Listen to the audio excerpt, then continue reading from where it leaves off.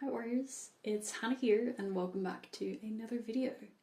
I recently did a little Q&A session over on my Instagram stories. If you're not following me on Instagram, definitely do. But I only got around to 10 or so questions and I had hundreds of questions coming in. So I thought it would be fun to answer a question here and there just whenever I have a moment, and today I'm going to be talking about body image. If you want a chance to ask me all of your questions at any point, go and follow me over at Patreon. I do Q&A sessions there literally all of the time.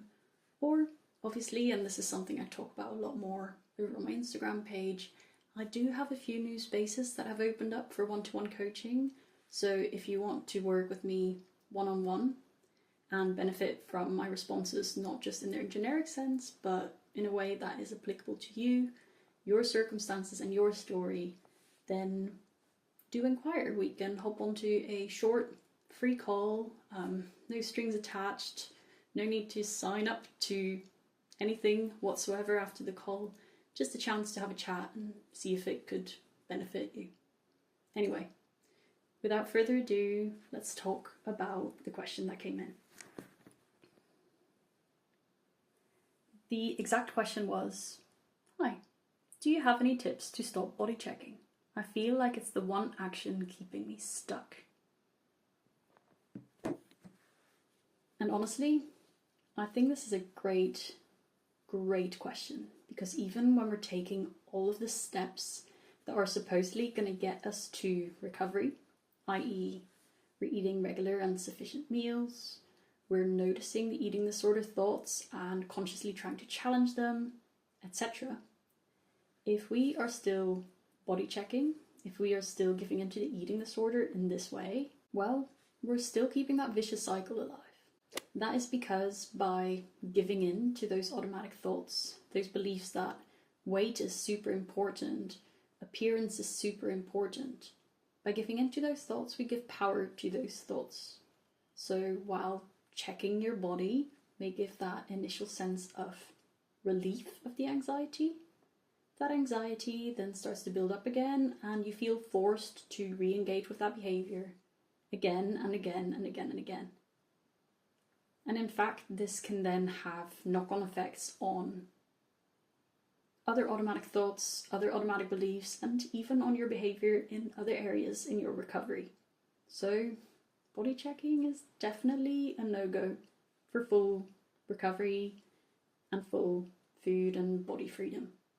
A powerful exercise that I do with my clients involves, first off, becoming more aware of the thought patterns and the behaviors. So what are the triggers? When does the behavior occur? What kind of consequences does the behavior have? We can't really do anything about any behavior or make any changes to any behavior unless we're aware of those circumstances and everything that goes on around it. So how frequently do you actually body check in a day? To make the whole process more conscious, particularly when it's been a long ingrained behavior, you could put sticky notes on a mirror or ask other people to help you become more aware of the behavior. Some of them will be more overt and some of them will be a bit more difficult to spot. Once you've identified which body checking behaviors you engage in and how frequently, we can move on to step number 2. And this is to actually stop the body checking. In order to do this, again, try to make the behaviors more conscious. Sticky notes on a mirror, for example. Other ways to bolster your facilitators or overcome your barriers may include getting rid of the scales, or covering up or moving a mirror that is located in an area where you find you are more consistently body checking. The goal is to stop the behavior, and that is what's going to make the biggest difference. But you can definitely take steps that will make this behavior change easier. Do what you have to do.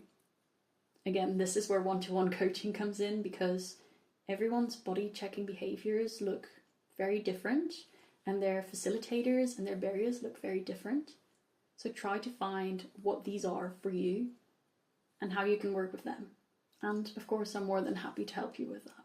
Anyway, once you get to a point where you're no longer body checking all of the time, or maybe the thoughts are still there, but that follow through no longer is, and once you start repeating more positive mantras to yourself and challenging some of the negative thoughts that come up, that's when you will notice that those beliefs and those behaviors will gradually start to rewire. That's where you'll start to notice genuine change, because even if the thoughts are there, not engaging with them sends the signal to your brain and to the eating disorder that, yes, I can hear you talking at me, but it's not important enough for me to engage. My weight, my body checking is not something that holds any power over me. And over time, because it no longer does, that voice will grow weaker, and the eating disorder will grow weaker, and your recovery will grow stronger. So yeah, this is my part 1 of possibly many more short Q&A videos. Let me know what you think of this style of video, or if you prefer longer Q&A videos, if you have any of your own questions. If you have any questions about one-to-one coaching or any of the other support I provide, definitely let me know as well. And I'll see you soon for another video.